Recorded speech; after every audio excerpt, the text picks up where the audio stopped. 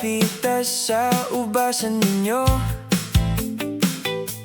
Sabi ko'y masipag ako kahit wala namang pruweba rito. Pagdating sa bukid, bitbit ang aking basket. Pero nang makita ka, nakalimutan ko ang target. Pulang ubas sa kaliwa, pulang ubas sa kanan. Pero bakit ikaw ang lagi kong tinititigan? Sabi ng kapatas, hoy bilisan mo ang pitas. Sabi ko nag-i-inspeksyon lang po ng kalidad. Pulang ubas, ikaw ba'y prutas o ikaw ba'y lunas? Akala ko'y ubas ang iuuwi ko sa bahay, kung di ang alaala ng babaeng kasama kong namimitas.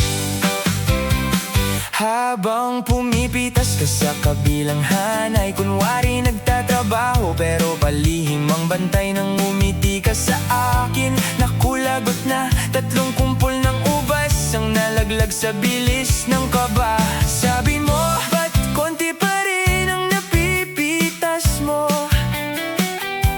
Sabi ko, pinipili ko po ang pinakamagagandang ubas. Sabi mo, talaga? Sabay taas ng kilay mo, abay lalo akong nahilo sa tanong mo. Pulang ubas, mas matamis ka pa kaysa ninang bukas. Sa dami ng kumpol na nakasabit sa sanga, ikaw lang ang dahilan kung bakit ako nakanganga.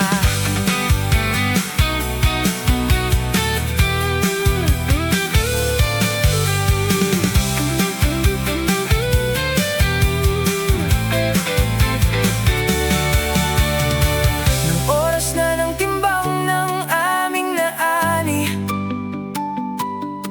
punong-puno ang basket ng lahat kundi sa akin.